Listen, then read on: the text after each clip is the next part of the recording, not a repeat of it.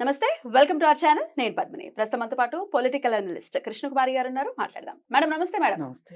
Kerala nurse Naimisha ప్రియ ఆవిడ Yemen అనే దేశానికి వెళ్ళటం జరిగింది. అక్కడ తన వ్యాపార భాగస్వామి అయినటువంటి అతనికి మత్తుమంది ఇచ్చి ఆయనని చంపేయడం హతమార్చారు ఆవిడ.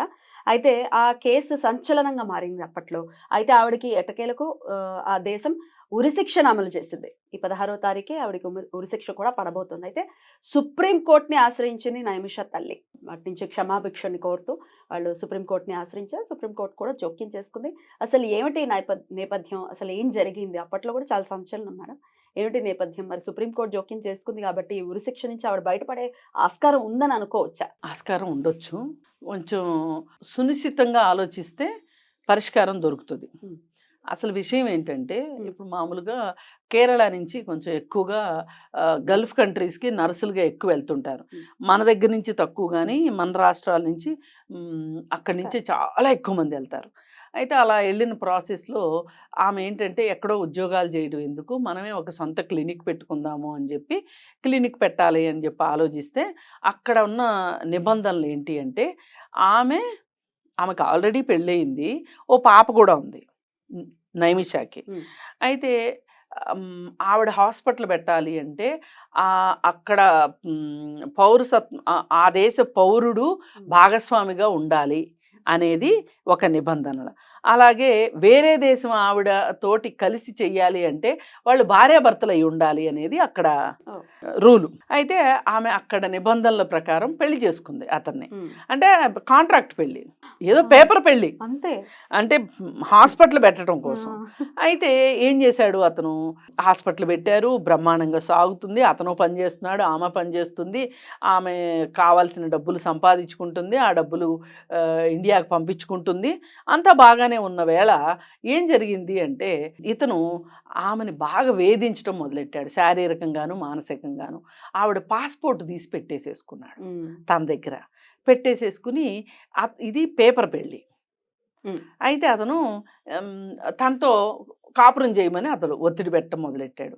సరే, ఇక తప్పనిసరి పరిస్థితుల్లో దేశం కాని దేశం అని చెప్పి ఆమె కాపురానికి కూడా ఒప్పుకుంటే అది కూడా చాలనట్లు తన ఫ్రెండ్స్తో కూడా ఏమని ఉండమని చెప్పి అడగడము.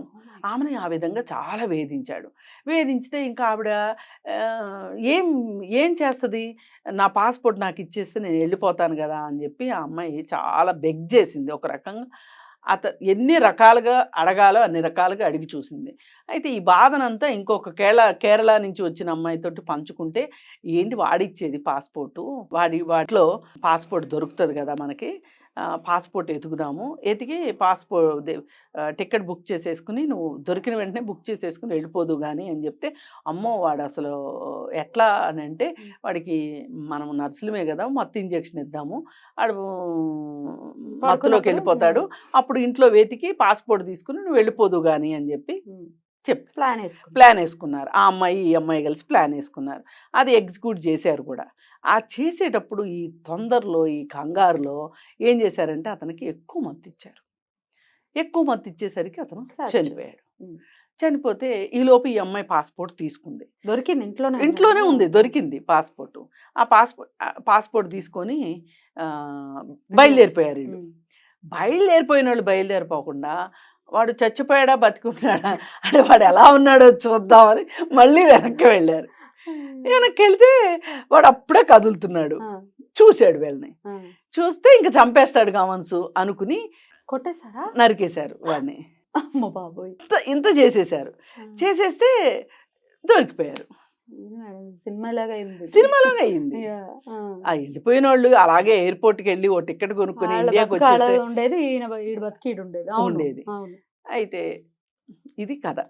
అయితే ఈ కథలో అక్కడ ఏంటి అంటే, రక్త సిద్ధాంతము అని చెప్పి చావుకి చావే. ఇప్పుడు మా అబ్బాయిని చంపేసింది, ఆ అమ్మాయిని కూడా చంపేయాలి అనేది వాళ్ళ రూల్. అయితే ఇప్పుడు మన లాయర్లు ఏమంటారంటే, సరే ఇక ఆమెకి ఉరిశిక్ష వేశారు, వాళ్ళ తల్లి యెమెన్ దేశం వెళ్ళి వాళ్ళ తల్లిదండ్రులతో మాట్లాడితే వాళ్ళు ఒప్పుకోకపోతే చేసేదేమీ లేక ఎంబసీ ద్వారా సుప్రీంకోర్టుకి కేసు వేసుకున్నారు. వేసుకుంటే సుప్రీంకోర్టు లాయర్ ఏమంటారంటే, సరే తల్లి కదా, కూతురు ఉంది కదా, ఆ తల్లిని చంపేయడం కంటే కూడా వాళ్ళకి ఎంతో కొంత డబ్బులు ఇచ్చేసేసి దాని నుంచి ఆమెని విడుదల చేసుకొని ఇండియా తీసుకొచ్చుకోవడం కరెక్టు అని చెప్పి అప్పట్లో కొంచెం క్రౌడ్ ఫండింగ్ కూడా చేశారు ఈ అమ్మాయి కోసం. మరి అదేమీ ఫలించినట్లేదు. ఇప్పుడు రేపు 16వ తారీఖు ఉరిశిక్ష అంటున్నారు. మళ్ళీ ఇప్పుడు వాదోపవాదాలు జరుగుతున్నాయి. ఇది ఏది ఏమైనా ఇక్కడ సునిశ్చితంగా ఆలోచించాలని నేను అన్నది ఎందుకు అంటే, అసలు అతను కలిసి వ్యాపారం చేసుకోవాలి అనుకున్నప్పుడు, ఒక కాంట్రాక్ట్ పెళ్ళి అన్నప్పుడు, ఆ పెళ్లిలో ఆ అమ్మాయిని దాంపత్య జీవితంలోకి లాగడం అతను చేసిన తప్పు, మొదటి తప్పు.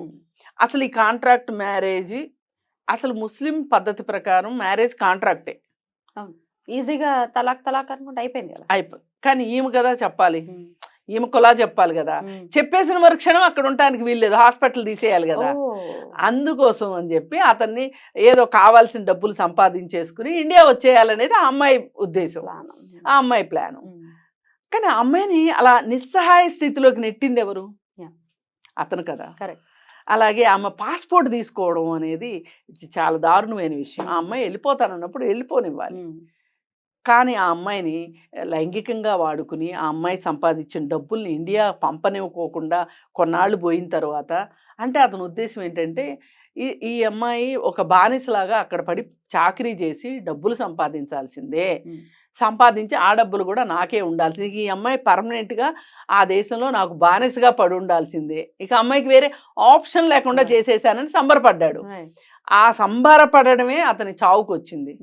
సరే ఏది ఏమైనా ఇక్కడ మన దేశంలో కూడా ఒక చట్టం ఏంటి అంటే, నీకు ప్రాణహాని ఉంది అని కానీ నిన్ను నువ్వు కాపాడుకునే ఉద్దేశంలో హత్య చేస్తే కూడా దానికి ఎగ్జంప్షన్స్ ఉన్నాయి. అలా ఈమెకు కూడా ఎగ్జంప్షన్స్ ఇస్తే బాగుంటుంది. ఇప్పుడు అంతర్జాతీయ న్యాయస్థానం హేగ్లో ఉంది, అక్కడ అప్లై చేసుకుంటే ఇది ఈ మన దేశంలో న్యాయస్థానం కన్నా ఇప్పుడు ఏమంటారంటే మీ దేశస్తురాలు కాబట్టి మీకు నచ్చింది న్యాయం అనుకుంటారు, కానీ అలా కాదంటారుగా అంటారు కదా. అందుకని ఏంటంటే అంతర్జాతీయ న్యాయస్థానంలో గనక ఈ కేసు వేసుకుంటే గనక క్షమాభిక్ష పెట్టమని అడిగితే గనక చిన్న పాప కూడా ఉంది కాబట్టి ఇది ఏదైనా అవకాశం ఉంటుంది.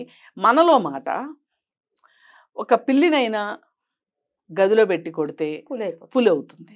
అట్లాగే ఆ అమ్మాయి చేసింది. అతని దాష్టికానికి బలైంది కాబట్టి ఆ అమ్మాయి అలాంటి నిర్ణయం తీసుకోగలిగింది. ఇంకా ఆ అమ్మాయిలో మంచితనం ఉంది కాబట్టే వెనక్కి వచ్చి చూసింది. అసలు ఆ అమ్మాయి వెనక్కి వచ్చి చూడకుండా ఉన్నట్లయితే బతికేవాడు ఏదన్నా కానీ. అసలు ఆ అమ్మాయి ఈ స్టెప్ తీసుకోవడానికి రూట్ కాజ్ ఏంటి అంటే అతని ప్రవర్తనే. కాబట్టి ఆమెకి బతికే హక్కు ఉందని నేను అనుకుంటున్నా. మరి ఆ తల్లిదండ్రులు కూడా ఆలోచించాలి. మరి డబ్బు తీసుకుని ఆ అమ్మాయిని విడుదల చేసే అవకాశం ఉంది అనుకున్నప్పుడు కేరళ రాష్ట్రమైన ఆ డబ్బులు ఇచ్చి యమన్ దేశంలో ఉన్న వాళ్ళ తల్లిదండ్రులకి వాళ్ళ రాష్ట్రం మనిషిని తీసుకొచ్చుకునేసిన బాధ్యత ఆ రాష్ట్ర ప్రభుత్వానికి కూడా ఉంది. ఇప్పుడు మానవత్వం దృష్ట్యా మనం ఆలోచిస్తే గనక ఈ సమస్యకు పరిష్కారం ఉంటుంది. అలా పరిష్కరింపబడాలి ఆ సమస్య అని డెఫినెట్లీ కోరుకుందాం. అసలు ఈ వలస వెళ్ళాల్సిన అవసరం రావటం ఉంది చూశారు. ఇప్పుడు ఈ దేశంలో పేషెంట్లు లేరా, ఈ దేశంలో హాస్పిటల్స్ లేవా, ఇంకా అంటే అక్కడికి వెళ్తే త్వరగా మనం సెటిల్ అవ్వచ్చు అనుకున్నారు. ఏది ఏమైనా సరే ఇది మటుకు చాలా విషాదకరమైన విషయం. ఆ చిట్టి తల్లి కోసం అయినా సరే ఆ తల్లిని వెనక్కి రప్పించాల్సిన అవసరం. రైట్ మేడం, చాలా చక్కగా మాకు ఎక్స్ప్లెయిన్ చేశారు ఏంటి సిచ్యువేషన్ అనేది. డెఫినెట్గా బయటకు రావాలి అని మనస్ఫూర్తిగా కోరుకుంటూ థ్యాంక్ యూ మేడం. నమస్తే.